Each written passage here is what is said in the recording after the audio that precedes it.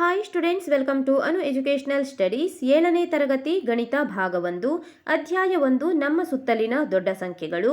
ಹಿಂದಿನ ವಿಡಿಯೋದಲ್ಲಿ ನಾವು ಪೇಜ್ ನಂಬರ್ 15ರಲ್ಲಿರುವಂತಹ ಎಲ್ಲ ಪ್ರಶ್ನೆಗಳಿಗೆ ಉತ್ತರಿಸಿದ್ದೇವೆ.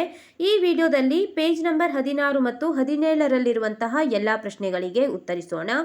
ಮೊದಲನೇ ಪ್ರಶ್ನೆ, ಮುಂದಿನ ಗುಣಾಕಾರದ ಹೇಳಿಕೆಗಳನ್ನು ಗಮನಿಸಿ. ಯಾವುದಾದರೂ ವಿನ್ಯಾಸಗಳನ್ನು ನೀವು ಗಮನಿಸಿದಿರಾ?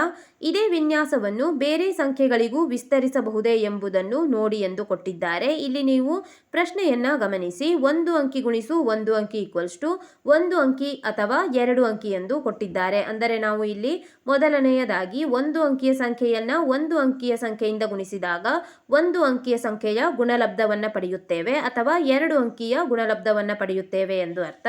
ಅದೇ ರೀತಿಯಾಗಿ ಎರಡನೆಯದಾಗಿ 2 ಅಂಕಿಯ ಸಂಖ್ಯೆಯಿಂದ 1 ಅಂಕಿಯ ಸಂಖ್ಯೆಯನ್ನು ಗುಣಿಸಿದಾಗ ನಾವು 3 ಅಥವಾ 4 ಅಂಕಿಯ ಸಂಖ್ಯೆಗಳನ್ನು ಪಡೆಯುತ್ತೇವೆ ಎಂದು ಅರ್ಥವಾಗಿದೆ. ಮೂರನೆಯದಾಗಿ 2 ಅಂಕಿಯ ಸಂಖ್ಯೆಯನ್ನು ನಾವು 2 ಅಂಕಿಯ ಸಂಖ್ಯೆಯಿಂದ ಗುಣಿಸಿದಾಗ 3 ಅಥವಾ 4 ಅಂಕಿಯ ಸಂಖ್ಯೆಯನ್ನು ನಾವು ಪಡೆಯುತ್ತೇವೆ ಎಂದು ಕೊಟ್ಟಿದ್ದಾರೆ. ನಾಲ್ಕನೆಯದಾಗಿ 3 ಅಂಕಿಯ ಸಂಖ್ಯೆಯಿಂದ ನಾವು 3 ಅಂಕಿಯ ಸಂಖ್ಯೆಯನ್ನು ಗುಣಿಸಿದಾಗ 5 ಅಂಕಿ ಅಥವಾ 6 ಅಂಕಿಯ ಸಂಖ್ಯೆಗಳನ್ನು ನಾವು ಪಡೆಯುತ್ತೇವೆ ಎಂದು ಕೊಡಲಾಗಿದೆ. ಈಗ ಇಲ್ಲಿ 3 ಸಂಖ್ಯೆಗಳನ್ನು ಕೊಟ್ಟಿದ್ದಾರೆ.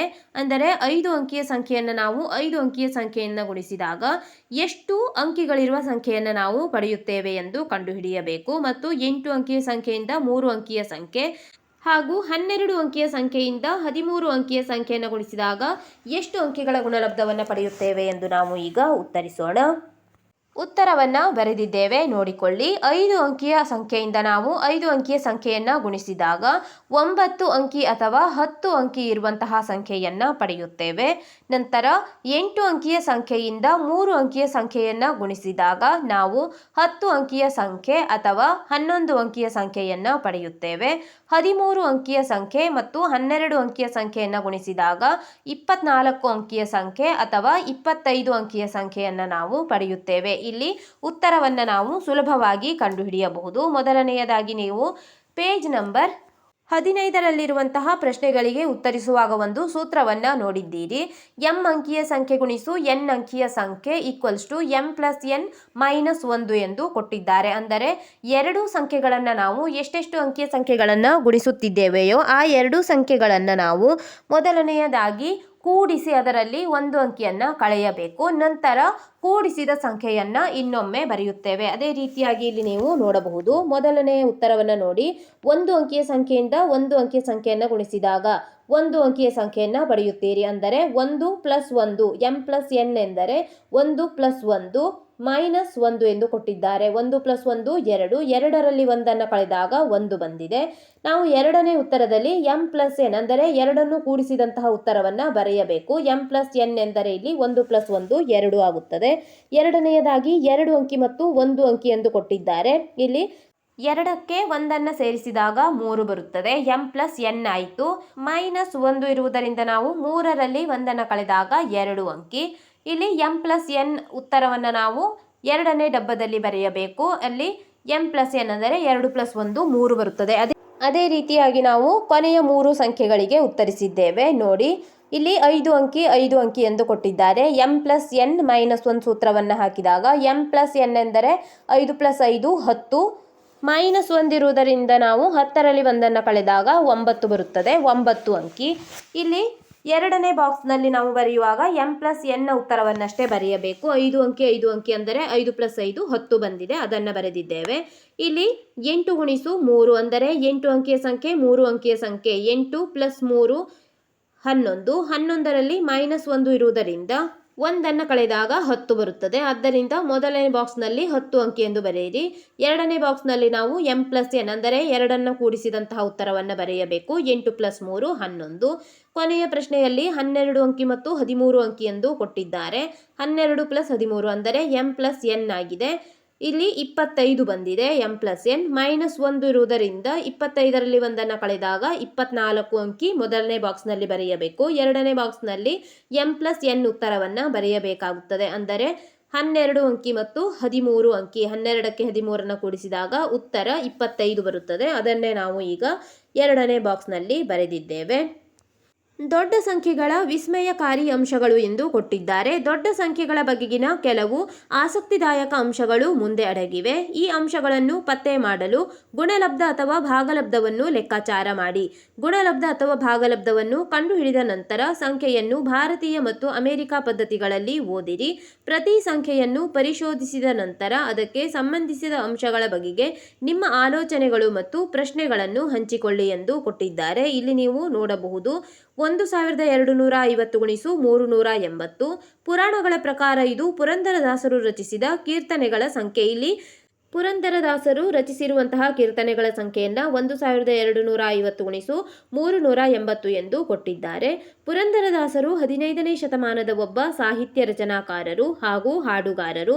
ಅವರ ಕೀರ್ತನೆಗಳು ಸಾಮಾಜಿಕ ಪರಿವರ್ತನೆ, ಭಕ್ತಿ ಮತ್ತು ವೇದಾಂತಗಳಿಗೆ ಸಂಬಂಧಿಸಿದ್ದವು. ಅವರು ನಾವು ಪ್ರಸ್ತುತ ಅನುಸರಿಸುತ್ತಿರುವ ಕರ್ನಾಟಕ ಸಂಗೀತದ ಬೋಧನೆ ವಿಧಾನಗಳನ್ನು ವ್ಯವಸ್ಥಿತಗೊಳಿಸಿದರು ಎಂದು ಕೊಟ್ಟಿದ್ದಾರೆ. ಪೇಜ್ ನಂಬರ್ 17ರಲ್ಲಿ ಅಷ್ಟೊಂದು ಹಾಡುಗಳನ್ನು ರಚಿಸಲು ಅವರು ಎಷ್ಟು ವರ್ಷಗಳ ಕಾಲ ಜೀವಿಸಿದ್ದರು? ಅವರು ಯಾವ ವಯಸ್ಸಿನಲ್ಲಿ ಹಾಡುಗಳನ್ನು ರಚಿಸಲು ಆರಂಭಿಸಿದರು? ಅವರು 4,75,000 ಹಾಡುಗಳನ್ನು ರಚಿಸಿದ್ದರೆ ಒಂದು ವರ್ಷದಲ್ಲಿ ಎಷ್ಟು ಹಾಡುಗಳನ್ನು ರಚಿಸಬೇಕಾಗಿತ್ತು ಎಂದು ಕೊಡಲಾಗಿದೆ. ಇಲ್ಲಿ ನಾವು ಅವರ ಜೀವಿತಾವಧಿಯನ್ನು ಲೆಕ್ಕಿಸುವಂತಹ ಅವಶ್ಯಕತೆ ಇಲ್ಲ. ಉತ್ತರ ನೋಡಿ. ಪುರಾಣಗಳ ಪ್ರಕಾರ ಪುರಂದರದಾಸರು ರಚಿಸಿದ ಕೀರ್ತನಗಳ ಸಂಖ್ಯೆ ಇಲ್ಲಿ 1250 ಗುಣಿಸು 380 ಎಂದು ಕೊಟ್ಟಿದ್ದಾರೆ. 1250ರಿಂದ ನಾವು 380 ಗುಣಿಸಿದಾಗ 4,75,000 ಕೀರ್ತನೆಗಳು ಎಂದು ಪಡೆದಿದ್ದೇವೆ. ಇವು ರಚಿಸಿದಂತಹ ಕೀರ್ತನೆಗಳ ಸಂಖ್ಯೆ. ಇಲ್ಲಿ ಅವರು ಎಷ್ಟು ವರ್ಷಗಳ ಕಾಲ ಬದುಕಿದ್ದರು ಎಂದು 17ನೇ ಪೇಜ್ನಲ್ಲಿ ಪ್ರಶ್ನೆಯನ್ನು ಕೊಡಲಾಗಿದೆ.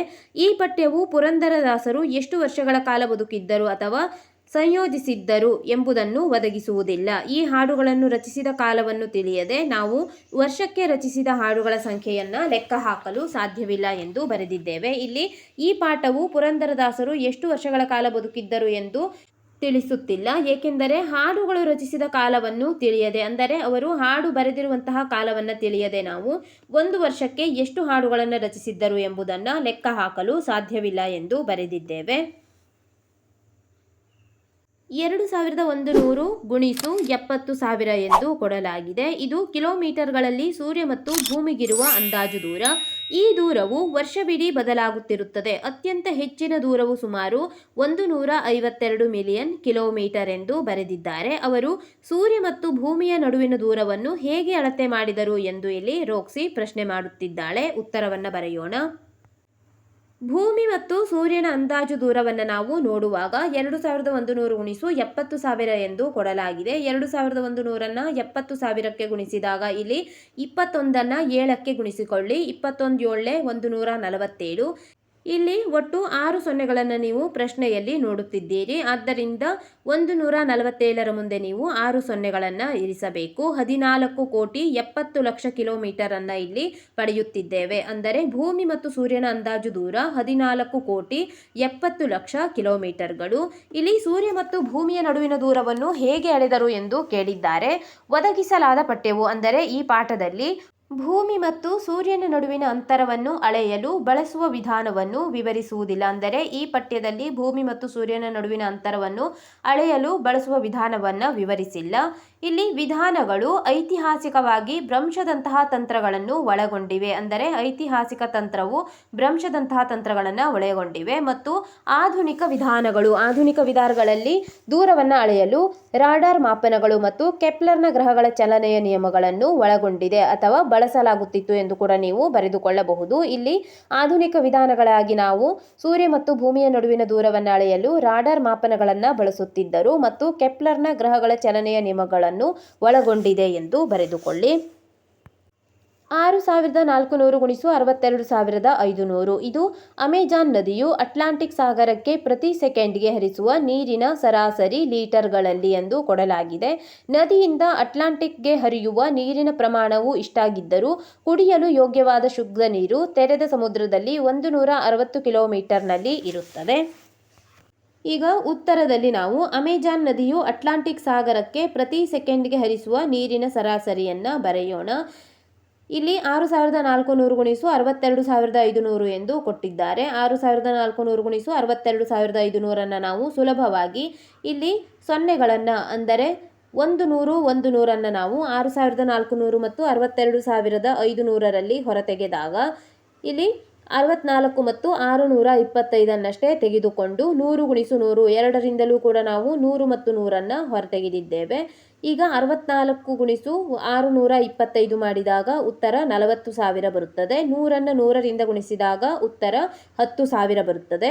40,000ದಿಂದ 10,000ವನ್ನು ಗುಣಿಸಿದಾಗ ನೋಡಬಹುದು 4 × 1 4. ಪ್ರಶ್ನೆಯಲ್ಲಿ ಒಂದು ಬದಿಯಲ್ಲಿ 4 0, ಇನ್ನೊಂದು ಬದಿಯಲ್ಲಿ 4 0 ಇದೆ. 4 + 4 8 ಸೊನ್ನೆಗಳನ್ನು ನಾವು ಉತ್ತರದಲ್ಲಿ ಬರೆಯಬೇಕು. 8 ಸೊನ್ನೆಗಳನ್ನು ಬರೆಯಿರಿ. ಆದ್ದರಿಂದ ಇಲ್ಲಿ 40 ಕೋಟಿ ಲೀಟರ್ ಪರ್ ಸೆಕೆಂಡ್, ಅಂದರೆ ಒಂದು ಸೆಕೆಂಡಿಗೆ 40 ಕೋಟಿ ಲೀಟರ್ನಷ್ಟು ನೀರು ಅಮೆಜಾನ್ ನದಿಯಿಂದ ಅಟ್ಲಾಂಟಿಕ್ ಸಾಗರಕ್ಕೆ ಹರಿಯುತ್ತಿದೆ. ಈ ವಿಡಿಯೋದಲ್ಲಿ ನಾವು ಪೇಜ್ ನಂಬರ್ 16 ಮತ್ತು 17ರಲ್ಲಿರುವಂತಹ ಎಲ್ಲ ಪ್ರಶ್ನೆಗಳಿಗೆ ಉತ್ತರಿಸಿದ್ದೇವೆ. ಮುಂದಿನ ವಿಡಿಯೋದಲ್ಲಿ ಪೇಜ್ ನಂಬರ್ 18 ಮತ್ತು 19ರಲ್ಲಿರುವಂತಹ ಎಲ್ಲ ಪ್ರಶ್ನೆಗಳಿಗೆ ಉತ್ತರಿಸೋಣ. ನಮ್ಮ ಅನು ಎಜುಕೇಷನಲ್ ಸ್ಟಡೀಸ್ನಲ್ಲಿ 7ನೇ ತರಗತಿ ಗಣಿತ ಭಾಗ 1ರ ಎಲ್ಲ ಪಾಠಗಳ ಅಭ್ಯಾಸದ ಪ್ರಶ್ನೋತ್ತರಗಳನ್ನು ಬಿಡಿಸಲಾಗುವುದು. ನೀವು ಎಲ್ಲ ಪಾಠಗಳ ಅಭ್ಯಾಸದ ಪ್ರಶ್ನೋತ್ತರಗಳಿಗಾಗಿ ನಮ್ಮ ಚಾನಲ್ನ ಪ್ಲೇಲಿಸ್ಟ್ 7ನೇ ತರಗತಿ ಗಣಿತ ಭಾಗ 1 ಅಭ್ಯಾಸ ಪ್ರಶ್ನೋತ್ತರಗಳು ಇದನ್ನು ಗಮನಿಸಬಹುದಾಗಿದೆ.